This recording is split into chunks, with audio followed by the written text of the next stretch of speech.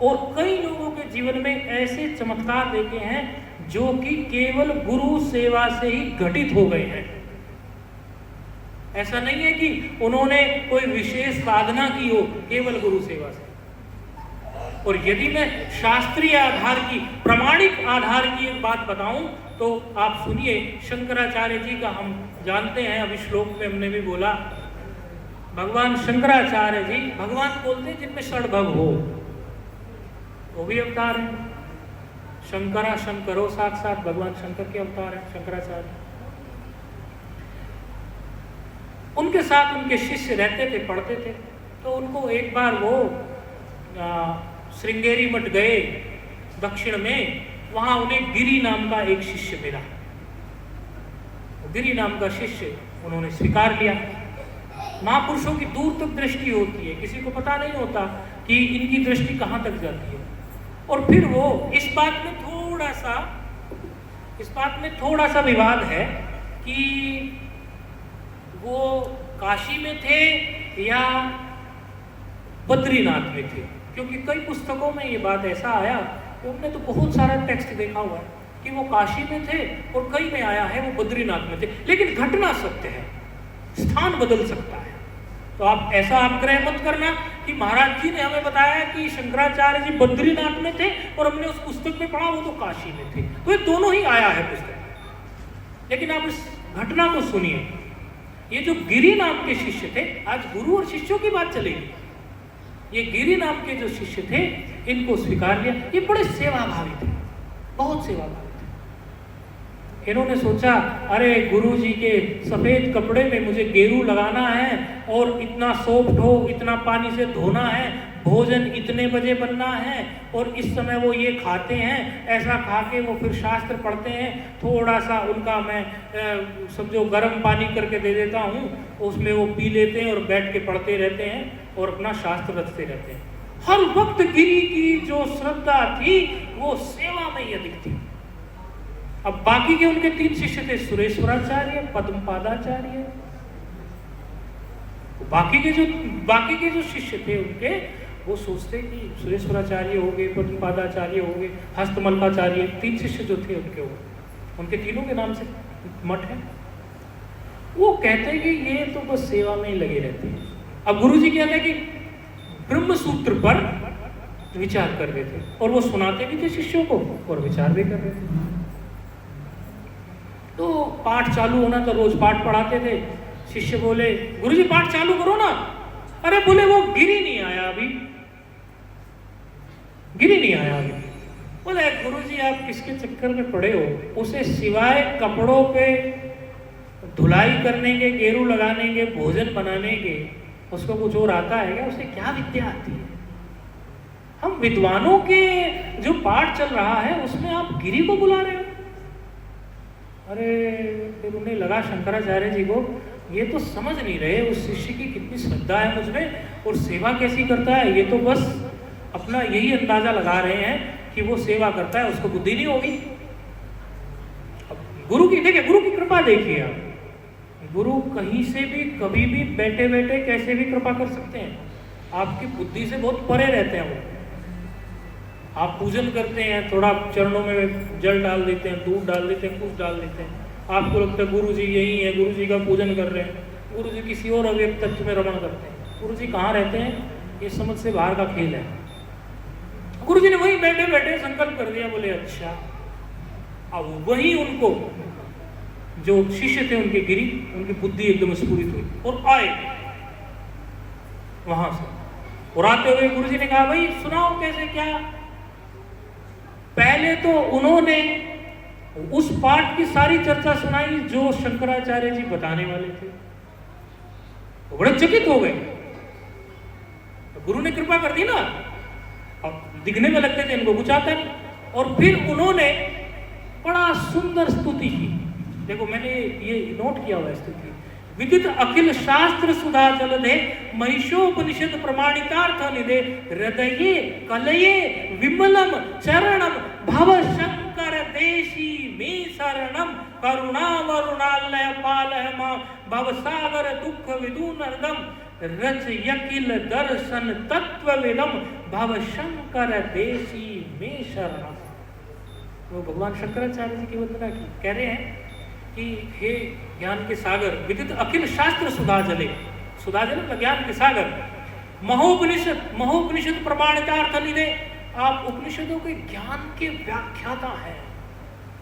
हृदय कलये विमलम चरणम, मैं अपने हृदय में आपके पवित्र चरण कमलों का ध्यान करता हूँ। हे मेरे गुरु शंकर, हे मेरे गुरु शंकराचार्य, आप ही मेरी शरण हो, कोई और चीज मेरी शरण नहीं है, मैं किसी और चीज की शरण में नहीं हूँ, मेरी शरणागति आपके चरणों में ही है। अब ये श्लोक मैंने क्यों सुना है ये बताऊंगा मैं, ये बताऊंगा। ये श्लोक जो रचा हुआ है, इस श्लोक के रचने के बाद, ये श्लोक रचा तो इस श्लोक का बना, ये जो छंद होते हैं, श्लोक जो रचे जाते हैं ना, वो यहाँ एक दो लोग संस्कृत के विद्वान भी बैठे हैं तो उनकी जानकारी के लिए उनको भी थोड़ा मसाला मिल जाएगा। ये श्लोक जो रचा हुआ है वो तोटक छंद में है, उनका नाम पड़ा तोटक। उन्होंने तोटक छंद में ये श्लोक रचा, जिसमें चार सगण होते हैं। जैसे श्लोक होता है ना, उसमें 4 पाद होते हैं, तो प्रत्येक पाद में इसमें 4 सगण है। एक सगण में 3 वर्ण है, तो अर्थात एक में 12 हो गए, तो 12 12 12 12 48 वर्ण का ये है समवृत्त। और उसके बाद से तोटक छंद खूब प्रसिद्ध हुआ, जिसको वो हल्के में ले रहे थे। ये व्याकरण वालों की समझ में बात आ जाएगी, यहाँ व्याकरण के लोग बैठे हुए हैं, कि 12 12 सगण सगण सगण सगण सगण सगण सगण सगण सगण सगण सगण सगण सगण सगण, ये व्याकरण की भाषा की कुछ बात है। श्लोक रचने का मतलब, जैसे हम कोई श्लोक बनाना चाहें, जैसे कोई हमारी स्तुति में जैसे कोई श्लोक रच दे, या हम अपने गुरु की स्तुति में एक श्लोक की रचना कर दें, कर सकते हैं। और हमारे पास भी ऐसे कई विद्वान हैं, वो भी कर सकते हैं और करेंगे भी भविष्य में, ये भी हम जानते हैं। तो विद्वान लोग कर सकते हैं, बुद्धि चलती है उनकी। उनको हल्के में ले रहे थे और गुरु की कृपा हुई तो उनका सारा ज्ञान प्रकट हो गया। देखो भाई, कल हम शंकराचार्य जी को सुन रहे थे YouTube के माध्यम से, एक बड़ी सुंदर बात उन्होंने कही, और बात मुझे जची। वो जची इसलिए क्योंकि वो बात बिल्कुल मेरे अंदर ही थी। शंकराचार्य जी ने कहा कि सारी विद्याएं हमारे मस्तिष्क में पड़ी होती हैं, हमारे अंदर होती हैं सारी विद्याएं। भाई किसी जन्म में हम कुछ विद्वान रहे होंगे, अरे किसी जन्म में कारपेंटर रहे, किसी जन्म में इंजीनियर रहे, वास्तुकला के रहे, किसी जन्म में कैमरामैन रहे, समझो अभी कैमरा नहीं तो कुछ और रहा होगा, किसी जन्म में संस्कृत के विद्वान। आप सब किसी न किसी जन्म में कुछ न कुछ होके आए हैं। वो सारे संस्कार इधर ही हैं। अब गुरु के द्वारा आप मंत्र प्राप्त करके उपासना कर लीजिए, वो विद्याएं प्रकट हो जाएंगी, उसमें क्या है। अब ये गिरी जो थे, जिनका बाद में नाम तोटकाचार्य पड़ा, जिन्होंने तोटक छंद की रचना की, अब तो हिंदी में भी तोटक छंद में बनाते हैं, तो संस्कृत का हमने श्लोक सुना आपको। ये तोटकाचार्य जो हैं, इन पर विद्या तो थी, लेकिन वो बस सोचते थे कि चलो लो प्रोफाइल रहो। लो प्रोफाइल रहना होता ना। मैं कितने साल मैंने लो प्रोफाइल में काट दिए और अभी भी लगभग मैं लो प्रोफाइल में जीवन जीता हूँ। मेरी ऐसी व्यक्तिगत सोच है, मैं ये नहीं कहता कि जो हाई प्रोफाइल रहते हैं वो उनका भजन कम होता है, लेकिन मेरी ऐसी व्यक्तिगत सोच है कि बहुत अधिक हाई प्रोफाइल हो जाने से, बहुत अधिक लोगों के संपर्क में आ जाने से, बहुत लंबा चौड़ा स्ट्रक्चर बन जाने से, बहुत आश्रम बन जाने से, बहुत चीजें हो जाने से स्वयं के लिए समय कम हो जाता है। स्वयं की साधना के लिए, स्वयं के चिंतन के लिए समय कम हो जाता है। पहले जब मैं नया ये चोले में आया, मुझे लगा खड़ा कर दूंगा 8 10 20 30 आश्रम झटके से। अच्छा, लोग भी मिलते चले गए, कहने लगे यहाँ के उत्तराधिकारी बन जाओ, यहाँ के बन जाओ, ये जमीन ले लो, ये जमीन ले लो। किसी ने कहा ये हमारे खेत में आश्रम बना लो, किसी ने कहा यहाँ बना लो, यहाँ बना लो। फिर भगवान की ऐसी कृपा हुई, मस्तिष्क में आया कि बड़े बड़े आश्रमों, बड़ी बड़ी चीजों को संभालने में मेरे पास फिर समय क्या बचेगा। मेरे लिए व्यक्तिगत समय क्या बचा? अभी मेरे पास जितने लोग आते हैं, जाते हैं, मिलते हैं, जुलते हैं, उनमें से ही मैं अपना वक्त जो है किसी तरह बचा के रखता हूँ, क्योंकि मेरा स्वभाव वो नहीं है कि कोई एक बार हमारे पास आया और वो बेचारा आया, उसकी हमसे बात करने का मन है या कुछ डायरेक्ट संपर्क नहीं। एक बार कुंभ में एक बहुत बड़े आचार्य ने एक बहुत बड़ी बात कही, नाम तो नहीं बताएंगे माइक पर, अच्छा नहीं है, ऐसा शोभनीय नहीं है किसी का नाम लेना। वो कहने लगे, मैं महाराज जी मैंने प्रणाम किया, बड़े आचार्य हैं इस समय, सबसे बड़े आचार्य सबसे बड़े अखाड़े के वही है, बस जिसे समझना होगा समझ लेना, तो ऐसे बोलना नहीं चाहिए। तो एक बार हमने वे कट करना बोला कि महाराज जी आपकी क्या जीवन भर की, बोले मैं ये 19 की बात कर रहा हूँ, 2019 की अर्ध कुंभ की, महाकुंभ की नहीं, अब की बार तो संख्या बढ़ गई होगी। बोले ज्यादा भी नहीं तो मैंने कई लाख सन्यासियों को प्रेस मंत्र दे दिया, कई लाख सन्यासी मैंने बना दिया। मैंने कहा महाराज जी वैसे मैं क्षमा चाहूंगा, लेकिन मेरे मन में एक भाव आया, आप मुझे क्षमा करना, मैं बालक हूँ और आप तो बड़े पुराने हैं और पुराने संत हैं, सारी बात है, मैं तो कल परसों का हूँ, मेरी उम्र ही क्या, मेरा अनुभव ही क्या। पहले मैंने 2-4 वाक्य इस प्रकार के बोले ताकि उनको बुरा ना लगे, लेकिन मुझे एक भाव आया, मैं व्यक्त करना चाहता हूँ। मुझे सिर्फ इतना बता दिए, उन चेलों में कितने चेले दोबारा आपके दर्शन करने के लिए आए या कितने चेलों को आप जानते हैं? चुप हो गए। तो मैंने कहा फिर इस बात का, मैंने अपने मन में बोला, वो समझ गए, फिर इस बात का भी अभिमान पालने में कुछ नहीं है कि चेले 2 लाख हो गए, 5 लाख हो गए, 6 करोड़ हो गए, आए चले गए, ना उनको आपका पता ना आपको उनका पता। अच्छा, मेरी सोच इस प्रकार की नहीं है।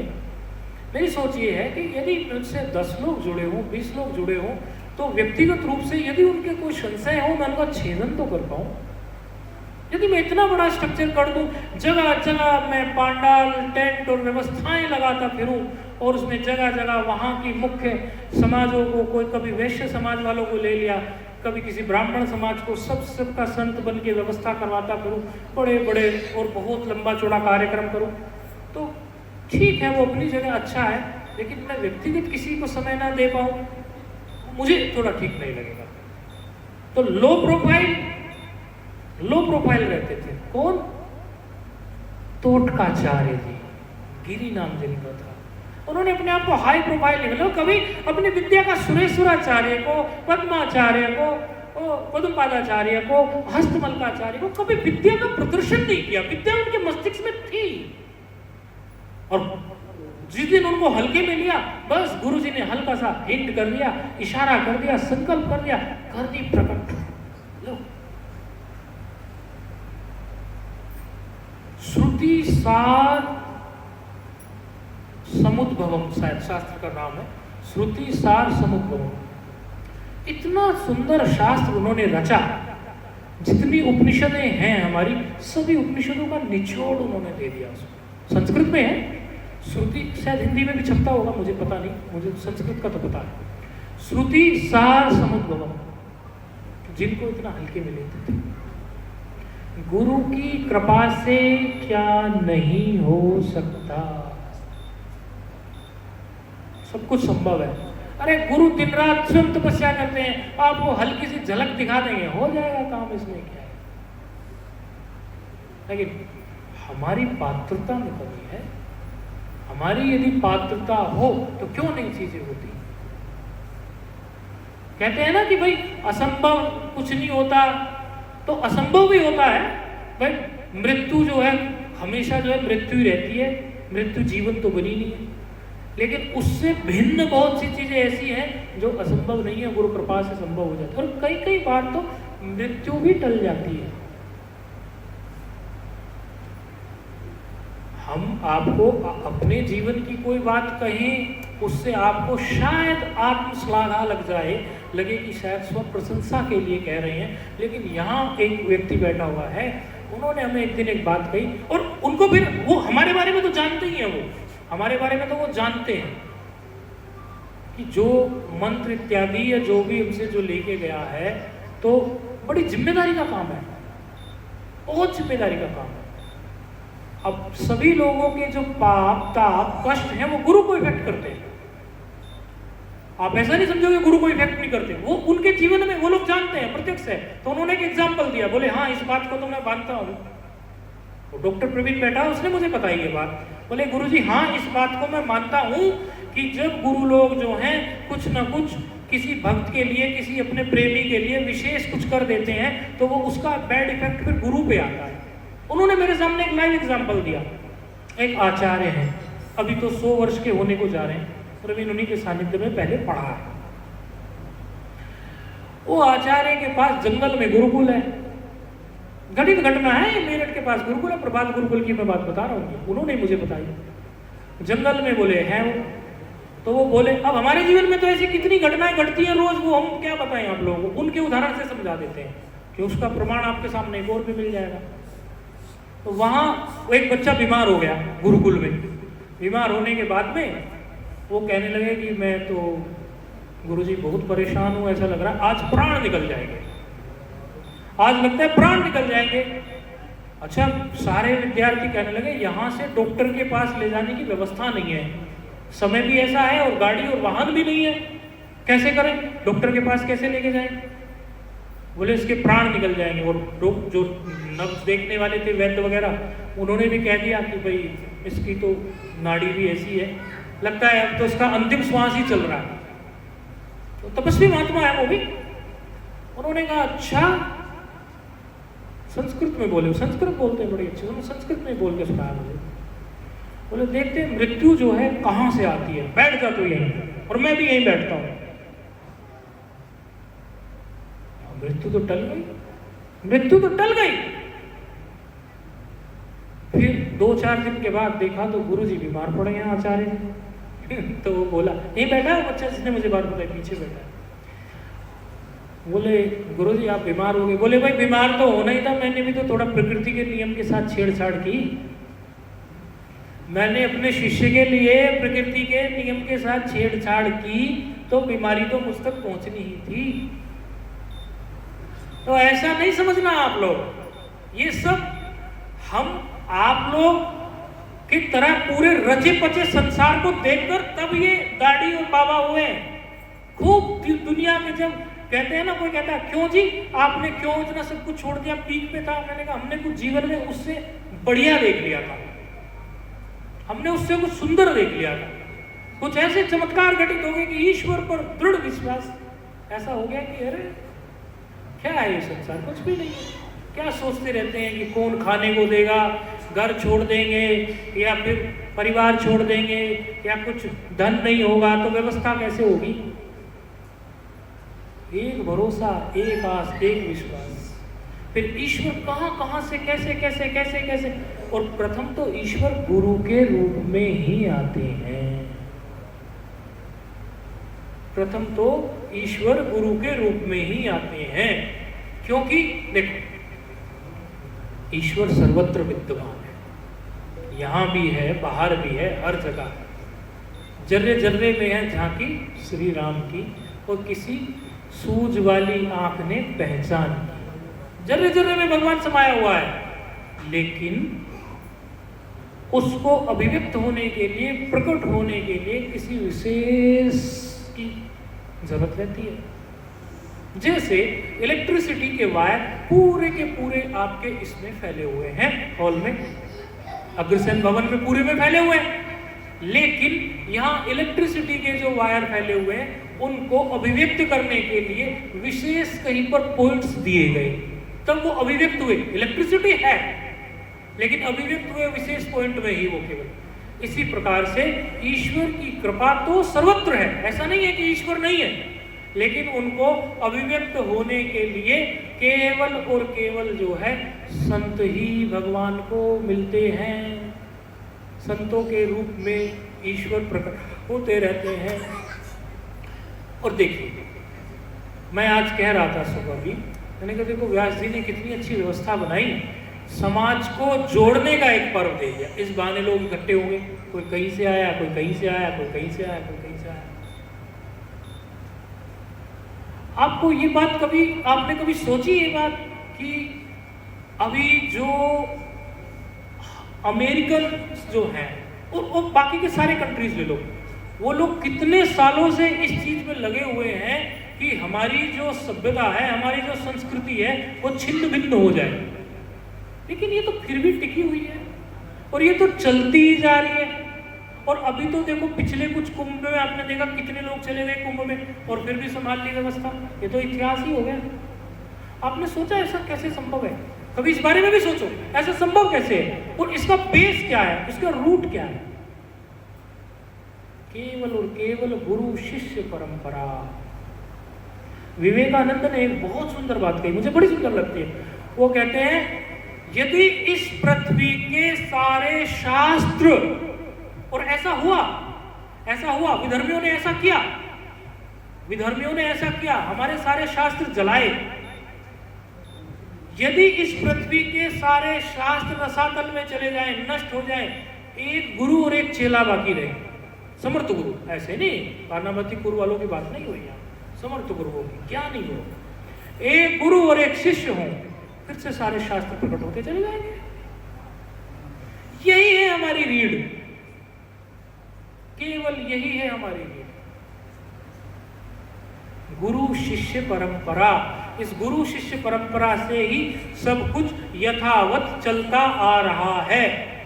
कोई भी चीज गुरु शिष्य परंपरा से अछूती नहीं है। अरे भाई, एक घर में नई बहू आती है, उसकी गुरु उसकी सास बनती है कि नहीं बनती है? आप लोगों के घरों की बात है, ऐसे करना बेटी, ऐसे करना। हमारे घर में तो ये रिवाज है, हमारे घर तो देवता पूजन ऐसे होता है, तेरे घर में ऐसे होता है। हमारे यहाँ तो गुरु बन गई कि नहीं बन गई, चल गई कि नहीं चल गई गुरु शिष्य परंपरा। जब बच्चा पैदा होता है घर में, तो माँ उसको कितने, प्रथम गुरु तो माँ ही हो गई ना, प्रथम गुरु तो माँ ही हो गई। तो बच्चे को संस्कार देती है माँ की, चल गई कि नहीं चल गई गुरु शिष्य परंपरा।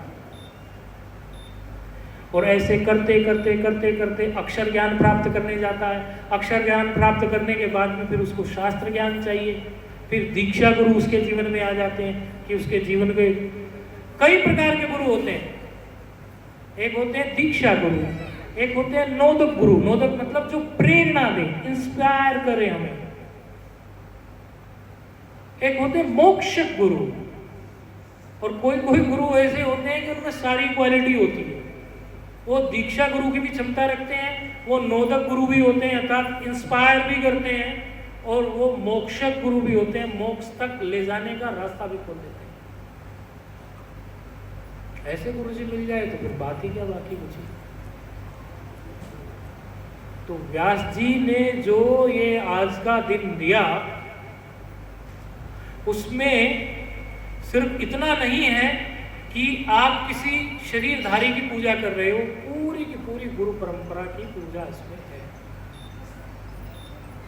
शंकराचार्य जी ने एक बड़ा सुंदर अष्टकम लिखा, गुरु अष्टकम है, शंकराचार्य जी के द्वारा रचित है। अच्छा, मैं उसको ज्यादा भी नहीं तो जब 11th क्लास में था तब से गाता हूँ, और मुझे बड़ा सुंदर लगता है।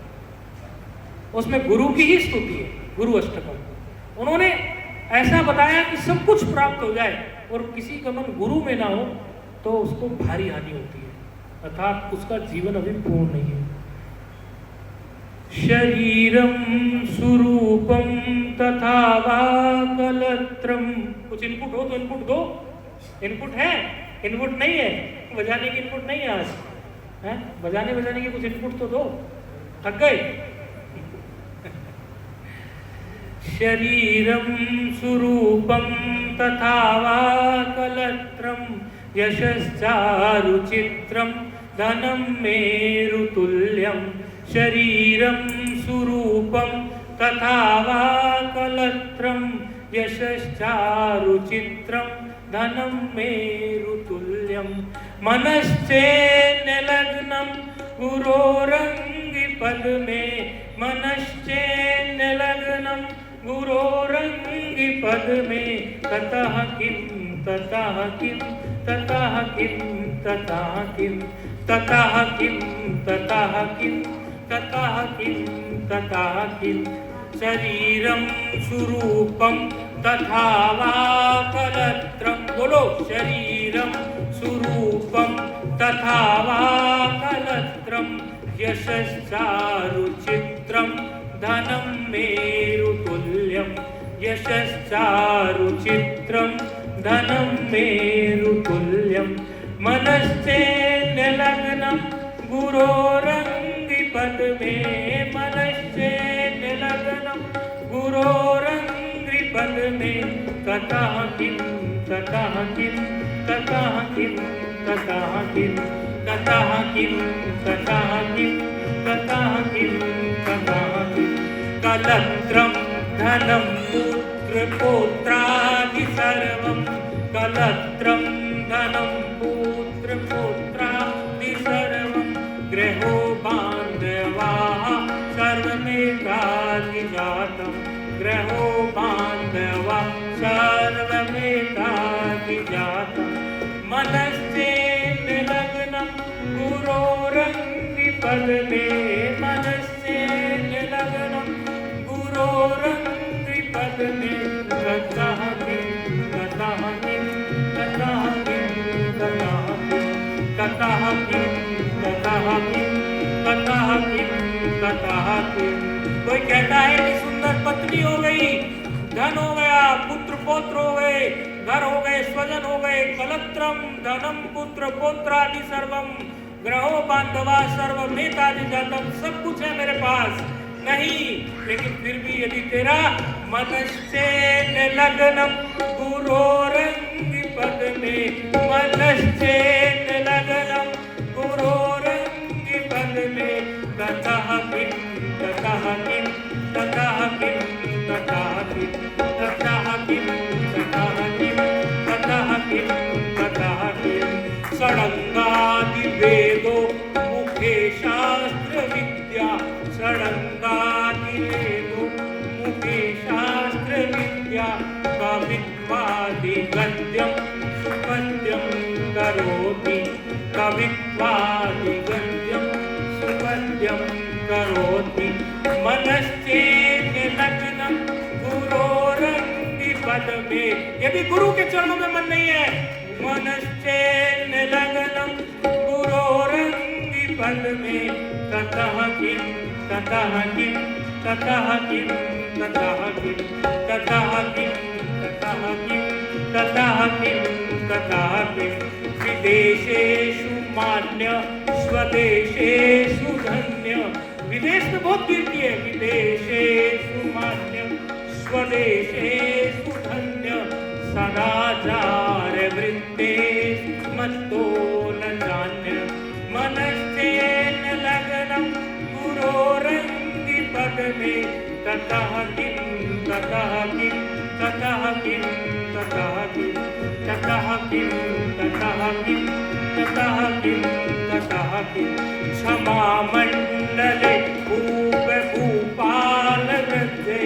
सदा सेवितं यस्य पादारविन्दं मनश्चेन्यलग्नं गुरोरङ्घ्रिपद्मे ततः किं ततः किं ततः किं ततः किं ततः किं ततः किं ततः किं ततः किं यशो मे गतं दीक्षु दान प्रतापा यशो मे गतं दीक्षु दान प्रतापा जगद्वस्तु सर्वं करे यत्प्रसादा मनश्चेन्यलग्नं गुरोरङ्घ्रिपद्मे मनश्चेन्यलग्नं गुरोरङ्घ्रिपद्मे ततः किं ततः किं ततः किं ततः किं ततः किं ततः किं ततः किं ततः किं न भोगे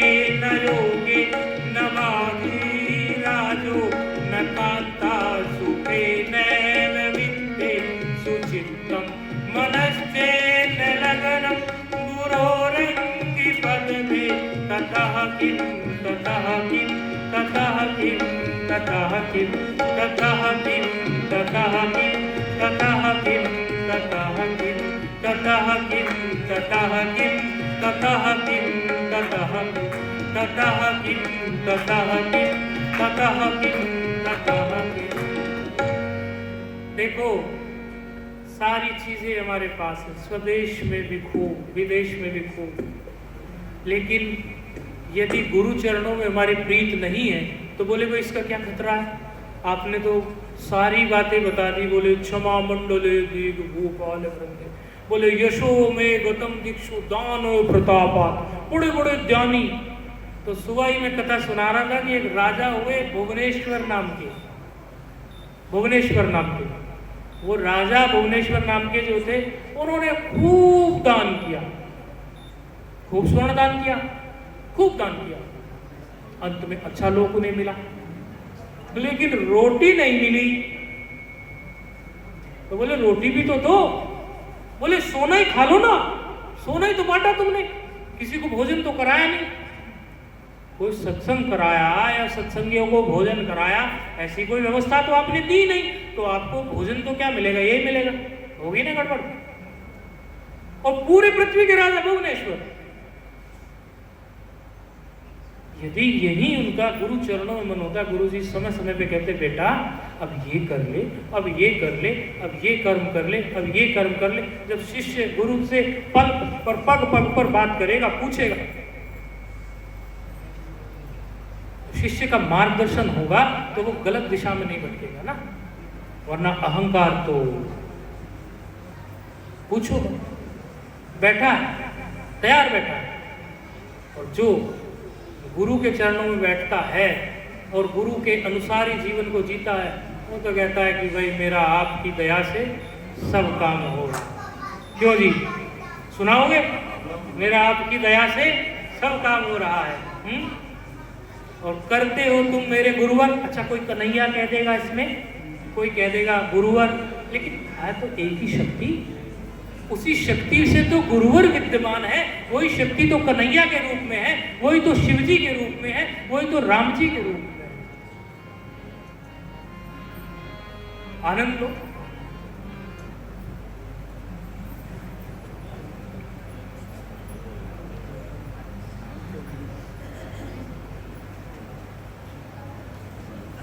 यदि इनपुट ना हो तो हम इनपुट दें, हमारे पास बहुत सारी लिख के दी हुई है।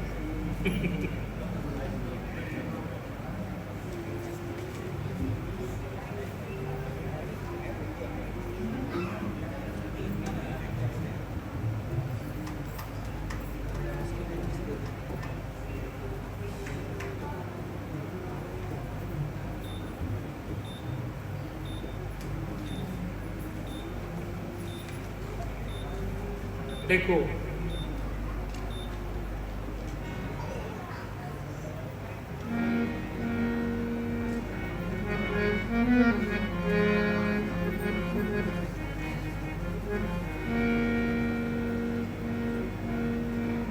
भजन सुनना नहीं है, फील करना है। मैं भी फील करूंगा, इसीलिए उनको सुनने को बोला।